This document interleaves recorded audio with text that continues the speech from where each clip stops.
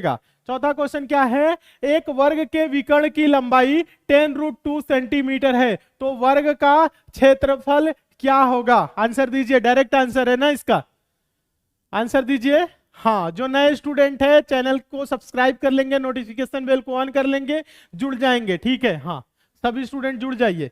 यहां पे क्या कह रहा है, यदि एक वर्ग के विकर्ण की लंबाई 10√2 सेंटीमीटर है तो वर्ग का क्षेत्रफल क्या होगा? प्रश्न में कुछ नहीं है लेकिन पूछा गया है, फिर भी आंसर आप लोगों का नहीं आ रहा है, कोई बात नहीं, समझाते हैं, समझिएगा। यहाँ पे भी अभी भी गलत आ रहा है, कोई नहीं, एक दो स्टूडेंट देते हैं, बाकी कोई स्टूडेंट आंसर नहीं देता है। ध्यान दीजिए, यहाँ पे वर्ग का विकर्ण क्या होता है दोस्तों? ध्यान दीजिएगा, वर्ग का विकर्ण मतलब ये वर्ग हो गया तो ये इसका विकर्ण हो गया, और वर्ग का विकर्ण दोस्तों क्या होता है? a√2 होता है। अगर भुजा दोस्तों a है, ध्यान दीजिए, ये a भुजा है, ये भुजा है, तो ये विकर्ण क्या होता है? a√2 होता है। ये हम आप लोगों को बताए हैं। ध्यान दीजिए, आधार लंब तो ये कर्ण हो जाएगा, तो क्या होगा बताइएगा, सभी स्टूडेंट अच्छे से समझिएगा। तो कर्ण का स्क्वायर बराबर क्या होता है, यानी कर्ण बराबर दोस्तों होता क्या है? ये अगर कर्ण है तो कर्ण बराबर क्या होगा दोस्तों, बताइए सभी स्टूडेंट, √a² प्लस a²। ध्यान दीजिएगा, यहाँ पे एक्सप्लेन कर दे रहे हैं, तो ये a² 2a² हो जाएगा। ध्यान दीजिएगा,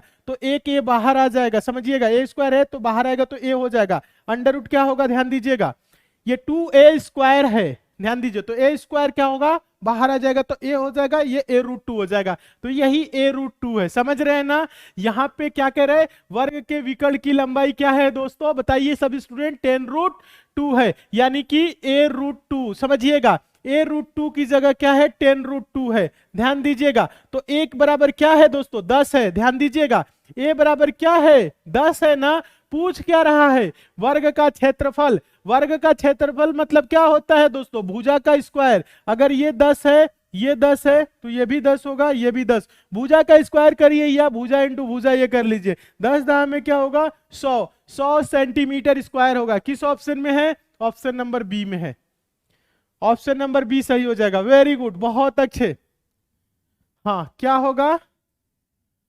वेरी गुड, 100। वेरी गुड, जितने भी स्टूडेंट का 100 सेंटीमीटर स्क्वायर आंसर आ रहे हैं, आप सभी स्टूडेंट एकदम सही है। काफी इंपॉर्टेंट क्वेश्चन है ये, जो क्वेश्चन नंबर 5 है दोस्तों, मोस्ट इंपॉर्टेंट और रिपीटेड क्वेश्चन है। ऐसे प्रश्न हमेशा एग्जाम में पूछे जाते हैं। ध्यान दीजिए, आसान तरीका बता रहा हूं, प्रश्न को पहले ध्यान से सभी स्टूडेंट पढ़ेंगे।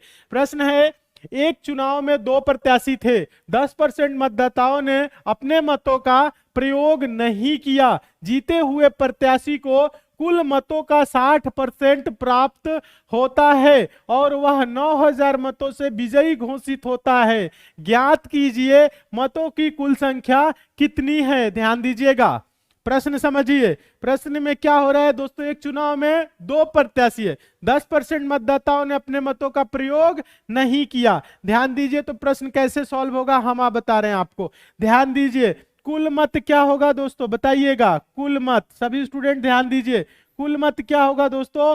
100%। 100% में क्या होता है दोस्तों, बताइए।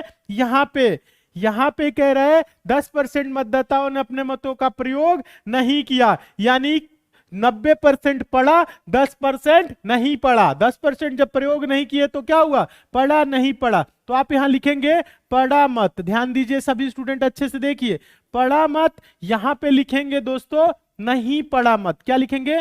नहीं पढ़ा मत। ध्यान दीजिए सभी स्टूडेंट, कितना नहीं पढ़ा दोस्तों? 10% नहीं पढ़ा। पढ़ा कितना दोस्तों? 90% पढ़ा। कहने का मतलब समझिए, यहाँ पे एक चुनाव में 2 प्रत्याशी थे, 10% मतदाताओं ने अपने मतों का प्रयोग नहीं किया। नहीं पढ़ा 10% तो पढ़ा कितना? 90%। अब देखिए, इसी पढ़े मत में क्या होगी दोस्तों? जीत और हार होगी। क्या होगी? जीत और हार। तो ध्यान दीजिए, एक दोस्तों क्या होगा? जीतेगा, जीता हुआ होगा। यहाँ पे क्या होगा? हारा हुआ होगा। सभी स्टूडेंट ध्यान दीजिए, तो यहां पे कह रहा है दोस्तों, यहां पे कह रहा है जीते हुए प्रत्याशी को कुल मतों का 60% प्राप्त होता है।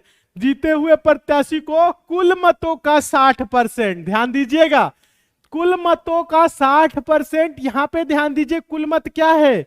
पढ़े मतों का नहीं बोल रहा है। जीते हुए प्रत्याशी को कुल मतों का 60%, मतलब 100 का 60% क्या होगा दोस्तों? 60% मिला है। ठीक है, अब देखिए, 60% प्राप्त होता है और 9000 मतों से विजयी घोषित होता है, तो हारा हुआ कितना पाया होगा? ध्यान दीजिए, 40% नहीं, कंफ्यूज मत होइएगा। 90 में 60% पा गया तो हारा हुआ कितना पाएगा दोस्तों? 30% पाएगा। हारा हुआ कितना पाएगा? 30% पाएगा। और ये 9000 मतों से विजयी घोषित होता है, मतलब इससे 9000 ज्यादा वोट पाता है, तो परसेंटेज में ये कितना ज्यादा है दोस्तों? 30%। तो ध्यान दीजिएगा, 30% बराबर क्या होगा? 9000। तो 100%, सभी स्टूडेंट ध्यान दीजिए, कुल संख्या पूछ रहे हैं, मतों की कुल संख्या 100%। तो 100% बराबर क्या होगा दोस्तों? 9000 बटा का 30 गुने क्या होगा? 100। तो 30 तिहाई 90, ध्यान दीजिएगा। तो यहां पे क्या होगा? 30,000। ध्यान दीजिए सभी स्टूडेंट, कुल मतों की संख्या क्या हो जाएगी? 30,000। किस ऑप्शन में है? ऑप्शन नंबर पहले में है। Very good. जितने भी स्टूडेंट का 30,000 आंसर आ रहा है, आप सभी स्टूडेंट एकदम सही है, बहुत अच्छे, शानदार, अच्छे से समझिए। हाँ, 30,000 आंसर हो जाएगा। प्रश्न कैसे सॉल्व किए हैं, डायग्राम बनाना भी सीखिए। प्रश्न को ऐसे लिखेंगे तो कहीं पे आप कंफ्यूज नहीं होंगे। बहुत अच्छे, वेरी गुड। जितने भी स्टूडेंट का 30 आंसर आया है, 30,000 आंसर आया, आप सभी स्टूडेंट एकदम सही है, बहुत अच्छे। एक बार कमेंट करके आप लोग बताइए तो समझ में आया कि नहीं। समझ में आया तो यस सर कमेंट करिए, फिर नेक्स्ट क्वेश्चन की ओर चलेंगे। जल्दी से कमेंट करिए सभी स्टूडेंट, सभी स्टूडेंट जल्दी से कमेंट करिए। समझ में आ गया तो यस सर कमेंट करिए, फिर नेक्स्ट क्वेश्चन की ओर चलेंगे।